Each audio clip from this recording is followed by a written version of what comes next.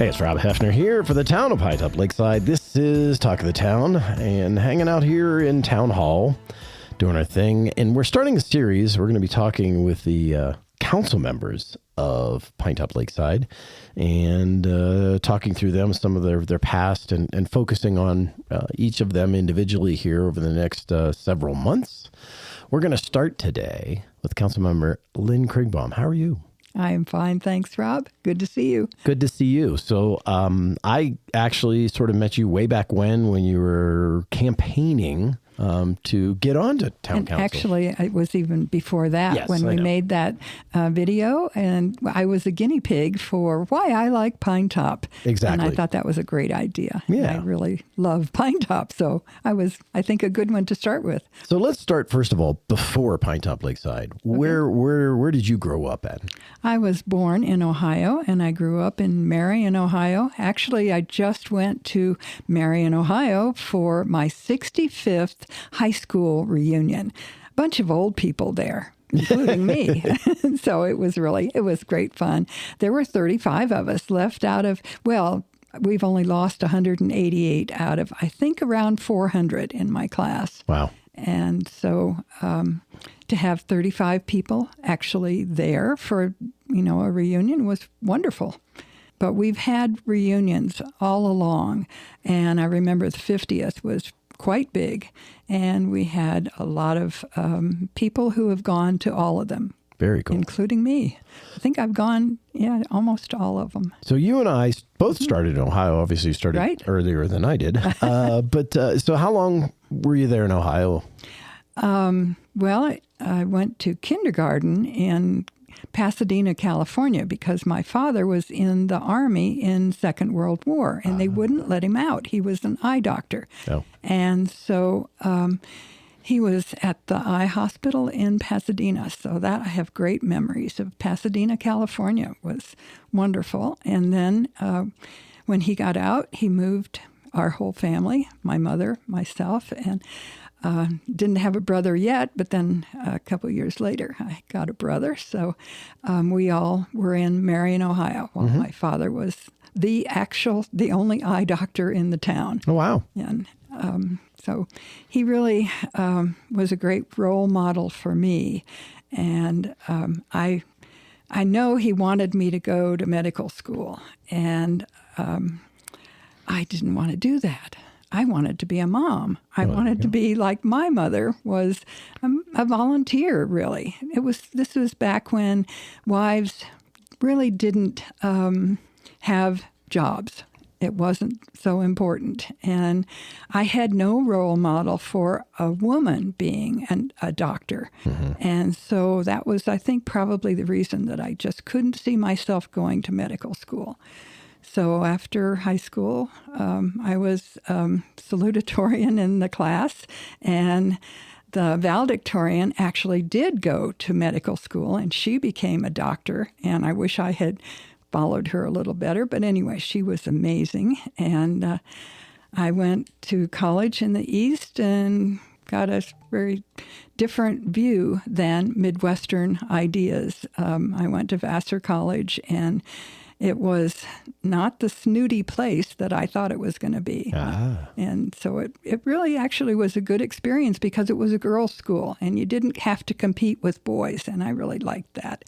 So then after college, I went to the University of California at Berkeley, which was totally the opposite of my college experience. And I was actually there for the free speech movement, and that was an amazing experience, I think is the only thing to say. But I got a letter from a friend of my family in November of 1965.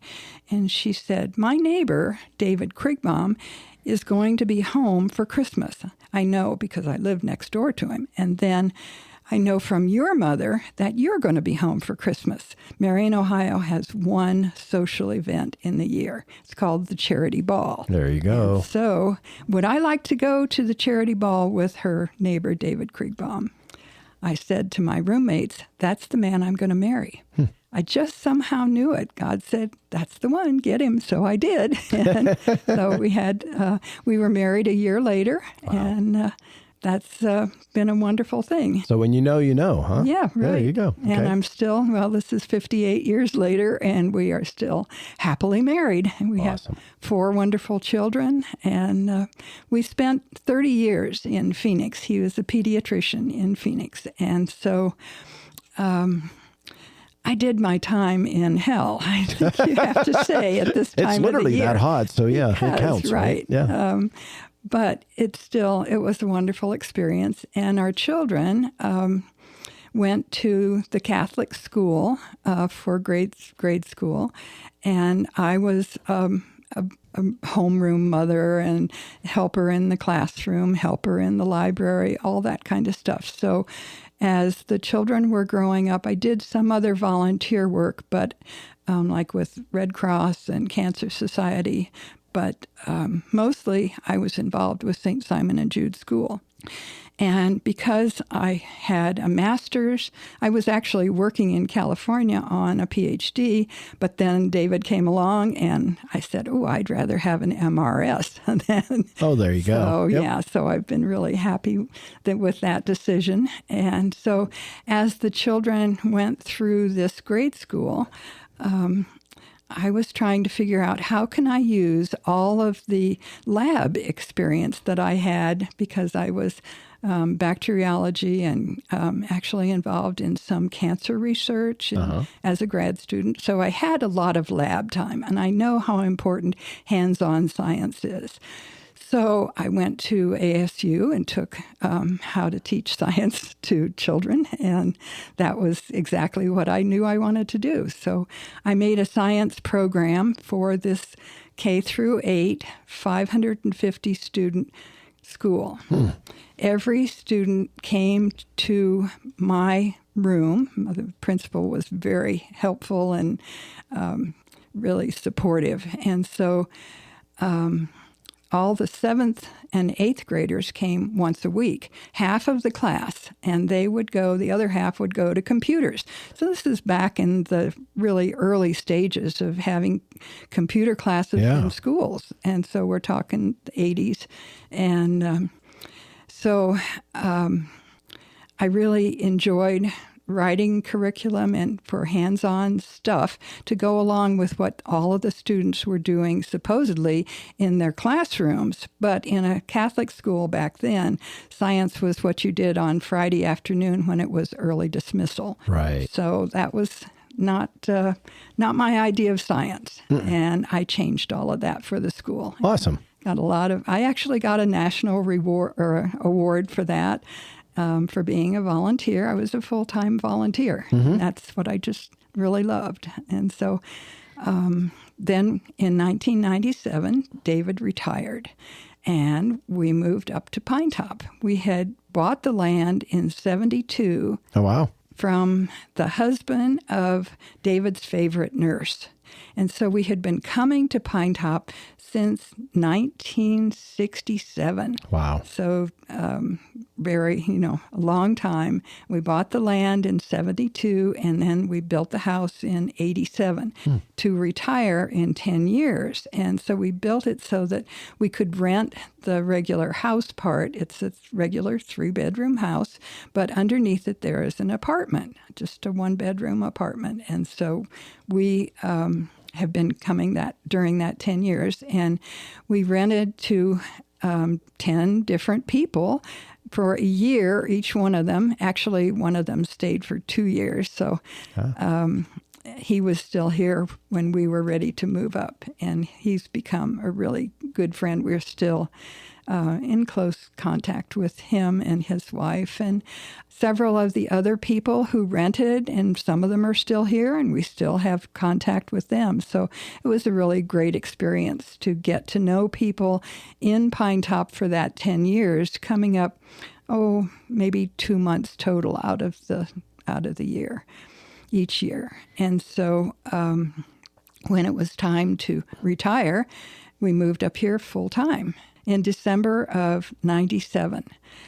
And that was the first snowstorm, actually. So it was not so much fun to try and move in with all the new snow, but it got us used to it. And growing up in Ohio, both of us were not that unfamiliar with snow. Right. So it's, you know how Ohio It's a lot easier snow here, I think. Well, I think so too, and it goes away. Yes. In Ohio, it seems like it lasts. It's gray and dingy forever. Yes. And the clouds are always there. It's depressing. It is. I remember going back when my brother got married, and it was in November, and I was there for 10 days, and I never saw the sun. And I thought, oh my gosh, I didn't realize how awful this was.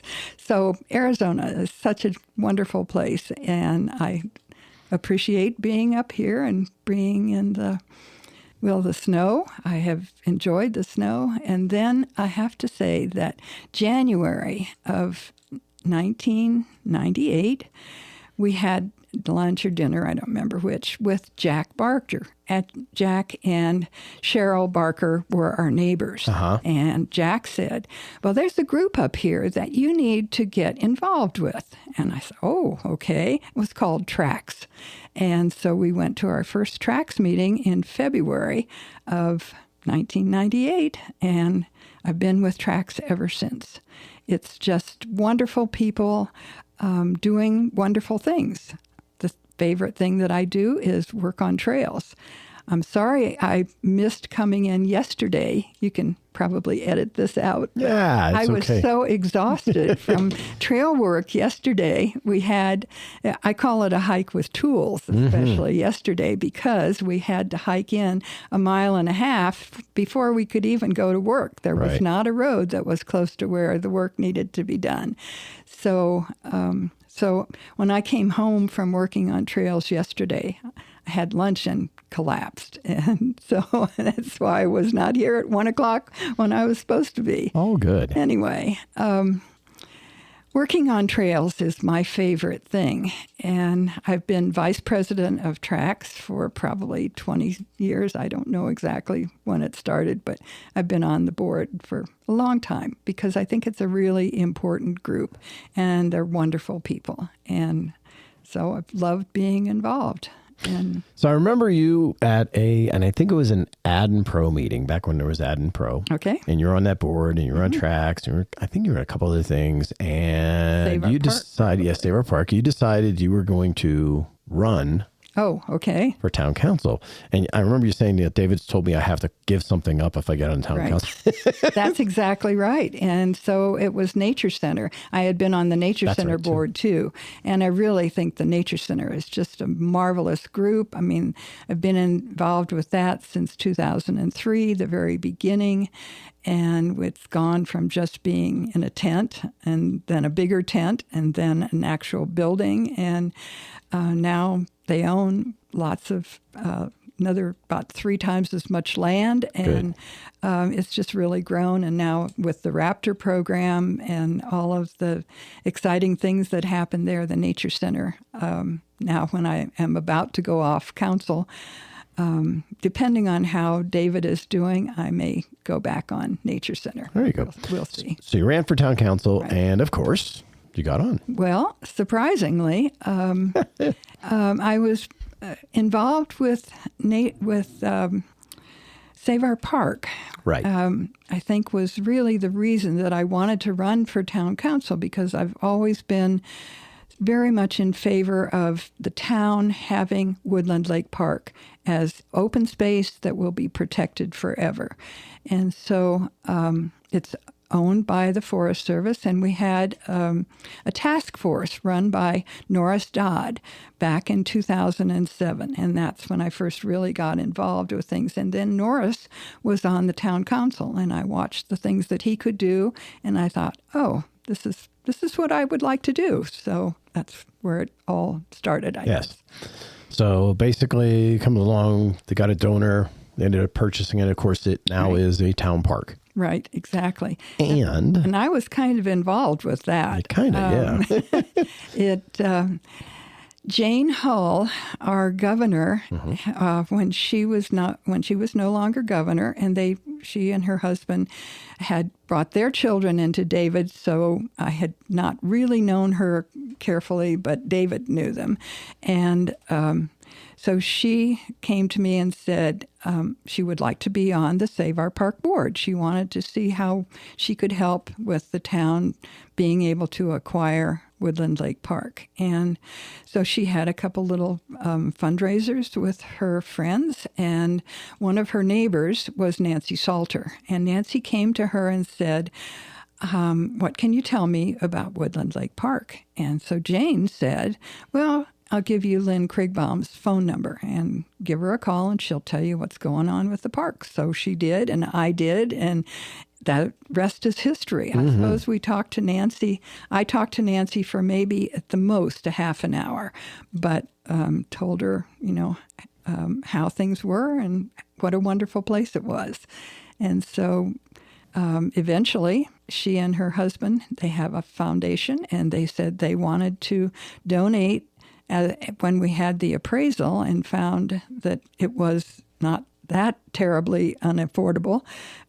We hired a fundraising group, and they found that the Salters were the best prospects of anybody that we had, and so they are the ones that came through, and it was marvelous, $1.635 million, and we're so grateful.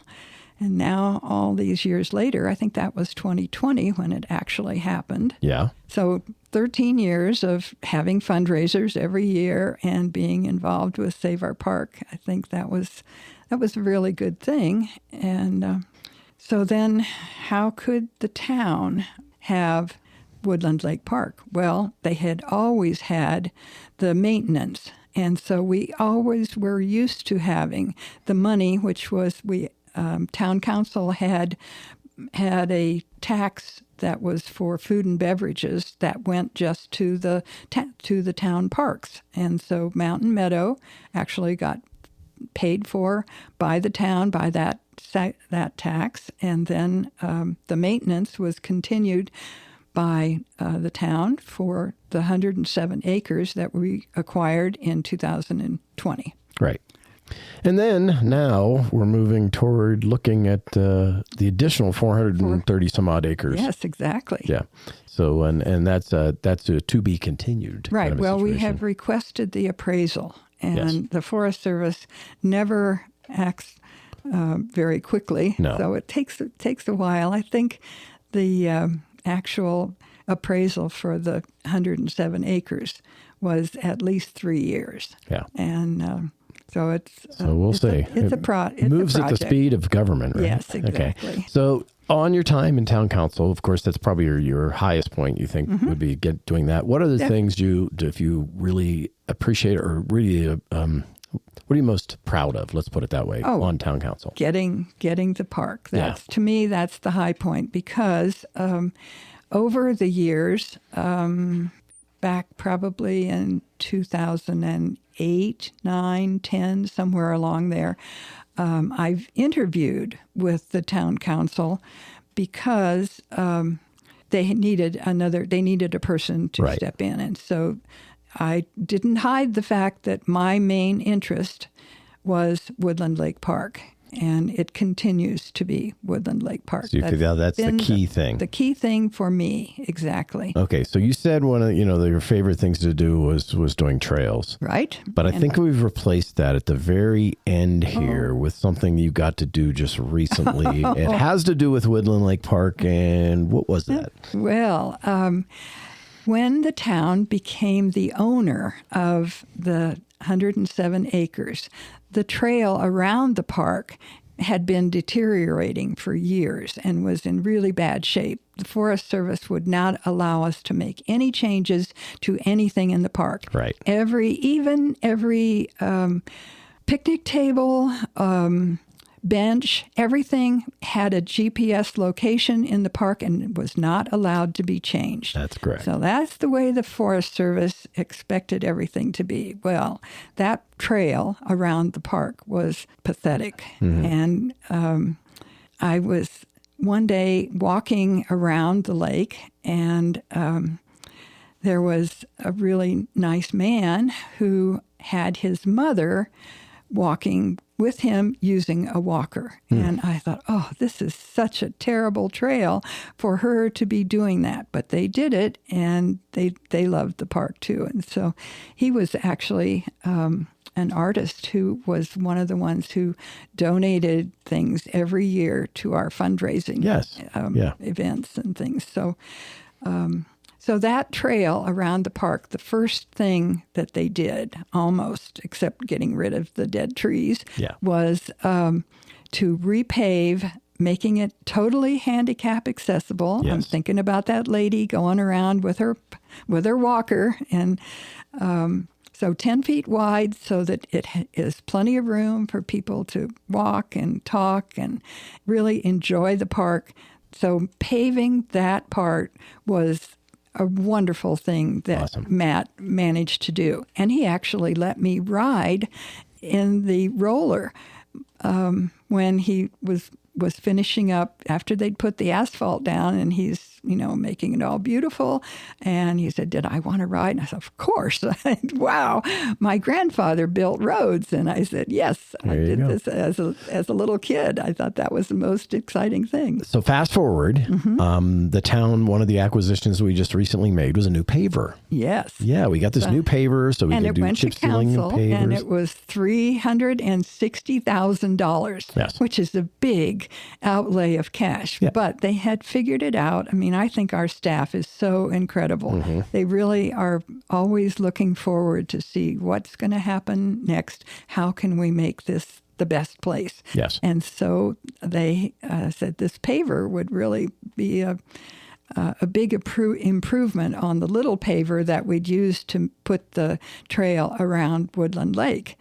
And so when they had it delivered, and Matt Patterson called me and said, did I want to drive the new paver? I said, oh, wow, do I? So anyway, so we arranged that, and then you came and took all those wonderful pictures. And had so you can watch, you got video of you running it brand new, first time used, to put in an ADA compliant ramp down to the fishing park. There you go, the pier. Yeah, the pier. So it was wonderful. Awesome. Yeah. So you're going to be leaving us from town council. What's next? Well, my husband is taking a lot of my care. He's 91, and getting old is not a fun thing. When he was 89, we were playing golf still and doing everything and hiking, and he was amazing. And we did a lot of trips, and I've just been so blessed with all the things that we have done. And he always went to the elementary school. Well, when he turned 90, it was just like slamming a door. I cannot imagine what a difference it was. And it's been really hard to accommodate his being 91 now. Is just he can't go help in the kindergarten anymore. And that's really sad. And so we spend a lot of time together. We watch too much TV, and so I don't know exactly what I'm going to do. But you think maybe White Mountain Nature Center? Maybe yes, that. Yeah. And I'm still able to go and work on trails. Thank goodness he has been really very patient on the Monday mornings when I go early in the morning, and then I come back praying that he's not going to have fallen or had some untoward event. Do you still get to cross country ski? Because that's also a passion. I do, yes. And I hope that this next winter I'll still be able to do that. Last year, because he had a stroke last September, it was I was just not real comfortable leaving him. And so now we're a lot more used to the way things are, and I think I'll be able to ski more this winter. I was a downhill skier for more than 50 consecutive winters, pregnant and everything else. I always went skiing. I love to ski. Very good. And so in 2020, the last thing that I did when COVID was shutting everything down was I went downhill skiing the last day with one of my sons in Oregon. And then I have not downhilled since then, but Yeah. I have cross-country skied a Awesome. lot. Anything else that you want to mention to anyone out there listening? Well, another thing about tracks is that there are lots of things that are happening always with tracks. I had the cross-country ski list, and in the winter, when I was going to go skiing, I would send that notice to about 100 people, and there would be 10, maybe at the most 15 people show up and ski with me. So we had great times, and now I have another friend who's taken that job over. That's great, but I'm still hoping to go this next winter. And so you can sign up for Tracks online. It's free. Tracks has always been free. We have over 600 members, and Very cool. they're on the website, which is trackswhitemountains.org. You can join and then click on the things that you're interested in, like trail work or like hiking. We had 3 different possibilities for different hikes this past summer. So you check what you want to do. Horseback riding is people who are horse people are the ones who originated the trails. Years ago in the mid 80s, Ginny Handorf and her husband were really the ones who started Tracks, and Bev Garcia and her husband were really interested in Pinetop and trails, and they were horse people, all 4 of them. So, and Alana, who is here working at the front desk here for the town hall, she's a horse person. I suppose I should say an equestrian or something, but anyway. We like horse person. That Yeah, works. the people who originated Tracks were people with horses. Very and cool. They started the trail system, and we still work, and actually we put new trail in this year. It's called the Blue Ridge Shortcut Loop, and it's a lovely trail that has amazing views because of the thinning that has gone on Blue Ridge. Very nice. And so I would highly recommend that. In fact, we're going to have that hike, not this Wednesday, but a week from Wednesday. One of the trail crew fellows will be leading that hike. I plan to go. And so that's on the website. You can also do bicycling. We have a group of riders who do the trails and or the roads out in the forest, and they meet 3 times a week, and they do their rides. And so all of that's available through the newsletter on the Tracks website. Very good. And cross country, you click that one, you would get on the list that I had, and you'd find out about when we're going cross country skiing. Very good.